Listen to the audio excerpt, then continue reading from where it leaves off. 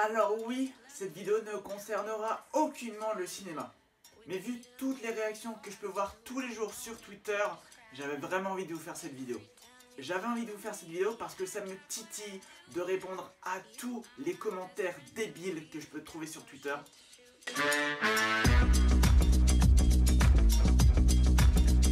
Apple a annoncé mardi les nouveaux iPhones, iPhone 8, 8 Plus et X. Et bien évidemment à chaque annonce, on a son lot de commentaires totalement débiles, de gens qui n'y connaissent rien ou alors qui rapportent des trucs totalement bidons, histoire de créer le buzz ou alors pour tenter de décrédibiliser le produit. Je vous le dis d'entrée, je compte m'acheter l'iPhone X. L'iPhone X qui va coûter 1359 €. Alors oui, c'est extrêmement cher. C'est extrêmement cher et toutes les personnes qui diront la même chose auront totalement raison. C'est hors de prix pour la plupart des personnes, ça j'en suis totalement conscient. Pour autant, je ne suis pas un gosse de riche, j'habite encore chez mes parents, j'ai un job étudiant à côté de mes études qui me permet du coup de mettre de côté et puis de me faire plaisir un peu plus souvent que quelqu'un qui aurait un appart à payer, des impôts, etc. etc. Donc je suis bien conscient de la chance que j'ai et j'ai quand même la notion de l'argent et je sais que 1359 € pour le modèle 256 Go, c'est extrêmement cher et c'est à la limite de l'indécent. Pour autant, je vois énormément de tweets que je ne peux qu'appeler de débiles parce que les gens qui n'y connaissent rien, les monsieur, madame, tout le monde, les gens lambda entre guillemets, même si ce n'est pas péjoratif, ces gens-là tiennent pour la plupart des arguments totalement bidons. Le premier de ces arguments, c'est 1000 € c'est trop cher pour un téléphone. Alors c'est clair que 1000 € c'est trop cher pour un téléphone, mais c'est juste cher, extrêmement cher pour un smartphone. L'iPhone n'est pas qu'un simple téléphone, et ce depuis des années, même voire depuis sa création. L'iPhone est un smartphone qui fait énormément plus qu'un téléphone. Un téléphone, par définition, ça sert à téléphoner. Un iPhone, comme à peu près tous les smartphones maintenant, ça sert à beaucoup plus de choses. Ça peut être un élément de travail comme le mien, qui me sert à filmer, à enregistrer mes vidéos avec, je pense, une assez bonne qualité. Un iPhone, et surtout les iPhone 8, 8 Plus et X, ne sont pas juste de simples téléphones comme je vois sur plein de tweets. Les nouveaux iPhones filment en 4K 60 fps.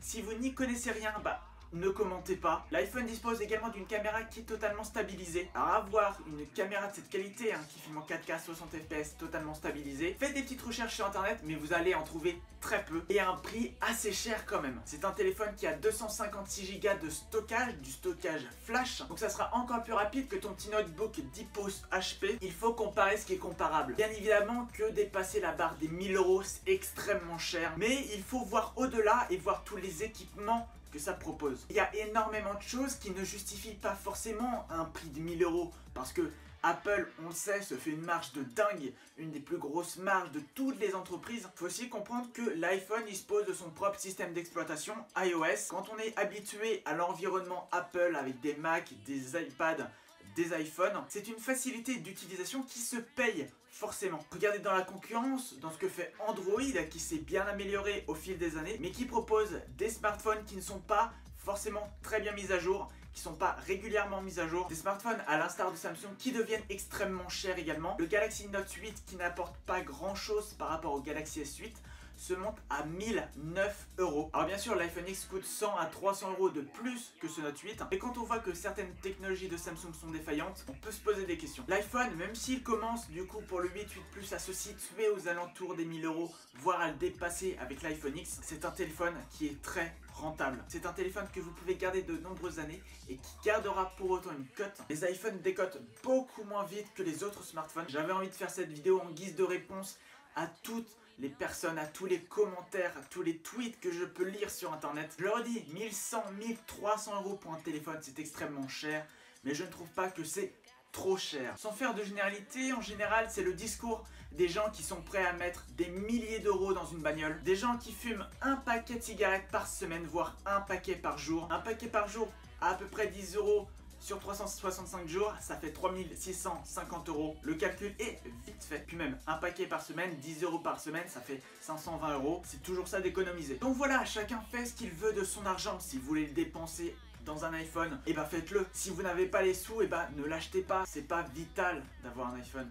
Pas du tout. Mais c'est un confort qui peut être appréciable pour les gens qui ont l'argent sur le moment de le mettre. Et des gens qui préfèrent peut-être mettre cet argent dans un téléphone qui va leur servir énormément souvent. Parce qu'un téléphone, mine de rien, on l'utilise tous les jours et de nombreuses fois par jour. C'est peut-être plus préférable que se saouler la gueule tous les week-ends à mettre 10, 15, 20 euros en soirée toutes les semaines. Chacun fait comme il veut en fonction de son budget. Je pense avoir fait le tour pour que la vidéo soit assez courte mais assez intéressante quand même. N'hésitez pas dans les commentaires à me dire ce que vous pensez de ces iPhones. C'était vraiment une vidéo totalement hors série, mais parce que j'avais à cœur vraiment de vous parler de ça. Si cette vidéo vous a plu, n'hésitez pas à réagir en mettant un pouce bleu ou un pouce rouge comme vous le souhaitez. Si vous mettez un pouce rouge, s'il vous plaît, dites-moi pourquoi dans les commentaires. C'est assez chiant d'avoir des pouces rouges et de ne pas trop savoir pourquoi. Et au moins le courage de dire pourquoi vous n'avez pas aimé. C'est normal de ne pas aimer, mais au moins commentez pour que ça soit un peu plus constructif pour moi. Donc voilà, on se retrouve en tout cas très vite pour de nouvelles vidéos cinéma cette fois.